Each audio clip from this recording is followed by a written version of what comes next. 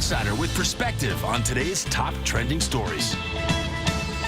Then she's known as the Martha Stewart of marijuana. I grow it, I smoke it, I cook with it. But is she the queen of cannabis or a snake oil salesman in this booming $47 billion industry? I was on end-of-life care. Let's go inside. This saved my life. No politician, even if they thought it was a good idea. That is not a cigarette Zach Galifianakis pulled out on Real Time with Bill Maher. Well, I think we officially all know now where he stands on the great marijuana legalization debate. And Louis, you recently sat down with a lady who is all for it. Her name is Cheryl Shuman, and she's a fascinating woman. It was a cancer diagnosis that led to her second career as a medical marijuana concierge, a $47 billion industry, by the way. Many have criticized her. They've called her a con artist, a snake oil salesman, a drug addict, but she shakes them all off. Tonight, The Insider investigates the Beverly Hills cannabis queen. I love marijuana.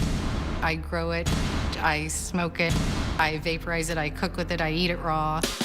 Whatever you call her, the queen of cannabis or the Martha Stewart of marijuana, one word defines Cheryl Shuman: resilient.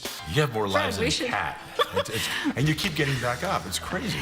When I got into this, I was dying. I was $600,000 in debt. I'd lost almost all my hair. It was not pretty. The people wait, most of them. Cheryl was born into extreme poverty in a tobacco farming family in the Appalachian Mountains in Ohio. That's her in a CBS documentary from the 1960s. Those early roots seeded in her a relentless drive to succeed. But in 2006, after a successful business career, she was diagnosed with ovarian cancer and given just months to live. I was rushed into emergency surgery, and they did a radical hysterectomy, removed ovaries, uterus, part of my colon, part of my bladder. And The cancer had spread. yeah. But there was a blessing hidden Yes. in that cancer. Yes. The blessing came in the form of a drug which in 1996 in California had been approved for medical use: marijuana. Cheryl used oil derived from the plant to alleviate her symptoms and made a remarkable recovery. You reach a point where you'll do almost anything to have one last day with the people that you love and care about. Cheryl began growing the plant, and using her Hollywood connections, she started a Beverly Hills collective which caters to high society, literally. Her clients, A-list actors, agents, lawyers, and doctors.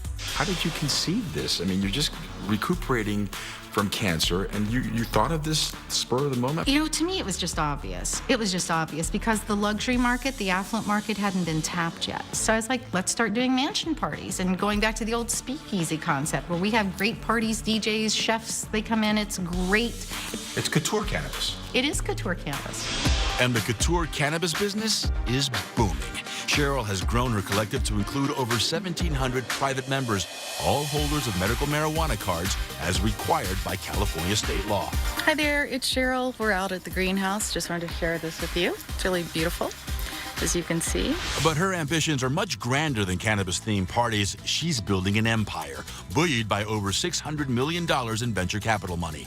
She's also the executive director of Moms for Marijuana and has become an outspoken advocate for legalization. This is the very first chance in our lifetimes that we can change the course of history and show by living example that the American dream is still possible. Call it the pot-com boom, and one woman is planning to be front and center. But at the end of the day, you take a look at yourself and say, you know, what does my life really stand for?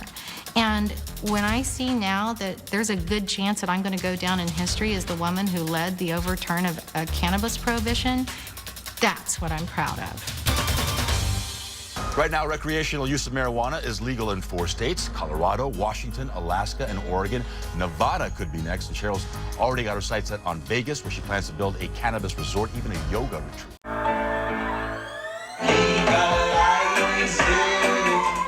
The president admits to his puffing past. Besties Cameron Diaz and Drew Barrymore have both confessed to their cannabis consumption. Even more famous faces fessing up to lighting up. Everyone's favorite friend, Jennifer Aniston's Rolling Stone reefer revelation, saying, quote, "I enjoy it once in a while. There's nothing wrong with that." The modern cannabis consumer is everyone. It's mainstream now. It could be your doctor, your lawyer, your teacher, the person sitting next to you. She's the queen of cannabis who caters to an elite clientele.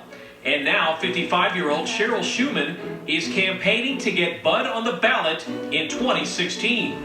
My top goal in all of this is to see legalization across the country on a federal level. Actress Megan Fox told British GQ, quote, "I'll be the first person in line to buy my pack of joints." But could getting the green light on ganja boost the budget?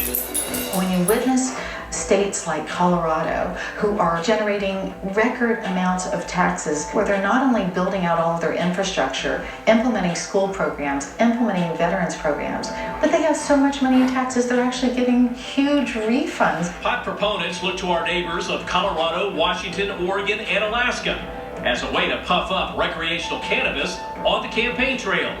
And the self-proclaimed First Lady of Marijuana announces on KTLA she wants to bring weed to the White House in 2016. And my plan is to run for political office. This is a PR and political campaign, a media campaign to draw attention to the fact that marijuana legalizations needs to be addressed on a national level. See, cannabis, like heroin, ecstasy, and LSD, is considered a Schedule I drug, making it a political whammy for legislation and decriminalization. We have to implement some kind of a fair and balanced system so that our young people aren't getting locked up and losing their opportunities to have a life. Those in support of another type of Green Party point out taxpayers spend more than $1 billion annually taking care of pot prisoners, according to the U.S. Department of Justice. Another factor blocking the bloom, and it has nothing to do with politics. The drought is impacting not only family farms, but the cannabis industry. And they're estimating in some places that we're going to lose about 70% of our yields. So whether it's Mother Nature or human nature, the cannabis conversation is the talk of the ticket. With an election year coming up, the dope debate will surely stay on fire. As for Cheryl Shuman's next big venture, opening 420-friendly vacation resorts. Stay tuned as KTLA continues to cover the extraordinary cannabis controversy. For Money Smart, I'm Glenn Walker. Weekend is here.